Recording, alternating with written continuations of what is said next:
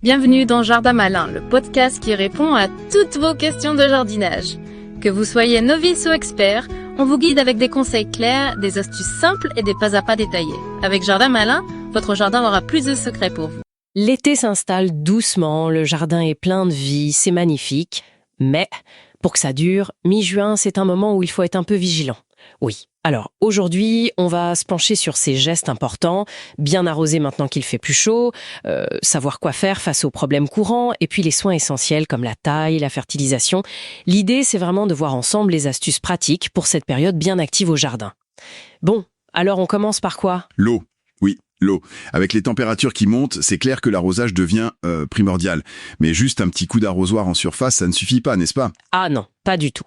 Il faut que l'eau descende, qu'elle aille vraiment chercher les racines en profondeur. Donc, mieux vaut arroser copieusement, mais moins souvent. Genre une bonne fois, plutôt que 3 fois rien. D'accord. Et le faire tout le matin, ou bien tard le soir, ça limite l'évaporation. C'est classique, mais efficace. Et surtout, on vise bien le pied des plantes. Pas les feuilles. Non, mouiller le feuillage pour rien, ça peut favoriser certaines maladies, les champignons, tout ça. J'avais noté une petite technique simple, faire une sorte de petite cuvette au pied des plantes qui ont besoin de beaucoup d'eau, ou celles qu'on vient de planter, ça marche bien. Oui, c'est très très efficace, surtout si le sol est un peu léger ou en pente. Ça concentre l'eau pile là où il faut.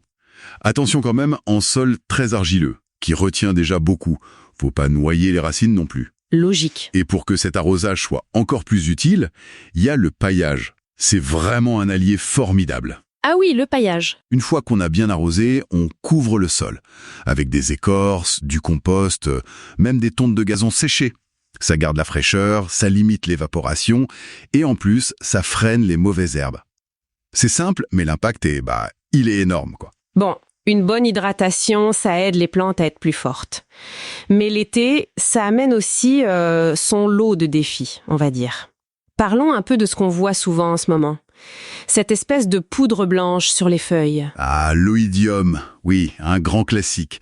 Il apparaît souvent quand la plante est un peu stressée. Stressée comment ? Par manque d'eau ? Oui, un coup de sec, par exemple, ou au contraire, trop d'humidité ambiante sans assez d'air qui circule. Le premier réflexe, c'est de couper les feuilles ou les tiges atteintes. Faut pas que ça se propage. D'accord. On entend parfois parler du lait dilué. Bon, l'efficacité est un peu discutée, mais ça peut jouer un peu sur le pH.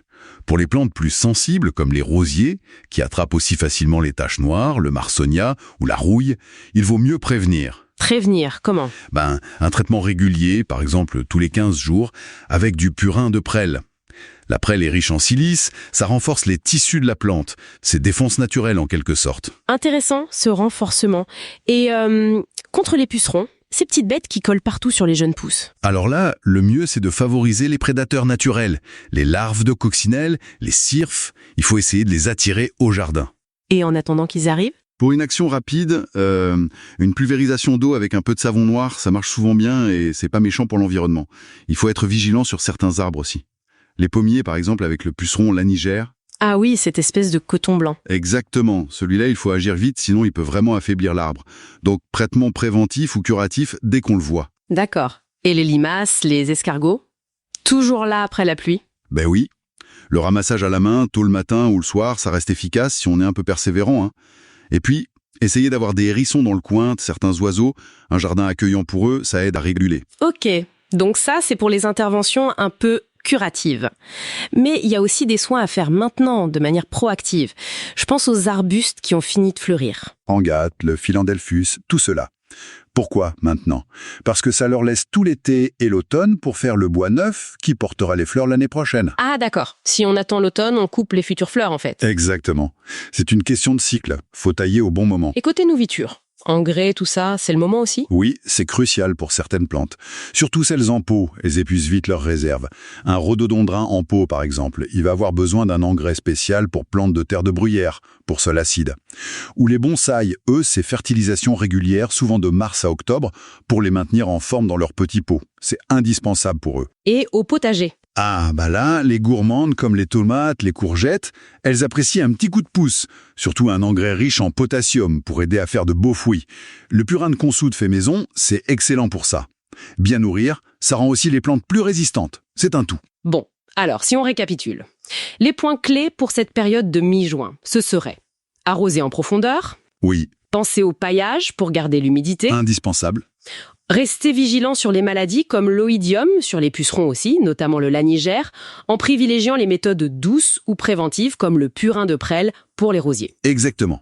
Et puis, intervenir au bon moment pour la taille des arbustes de printemps et la fertilisation des plantes qui en ont besoin, comme les bonsaïs ou les légumes fruits. C'est une excellente synthèse. Et s'il y avait une idée générale à retenir, ce serait vraiment l'observation. Un bon jardinage, ça passe beaucoup par cette capacité à regarder, à repérer les petits signes. Une feuille qui jaunit un peu, les premiers insectes qui arrivent, un coin qui sèche plus vite. Intervenir tôt, de manière ciblée, c'est souvent plus efficace et ça perturbe moins l'équilibre du jardin. Ça amène une question en fait.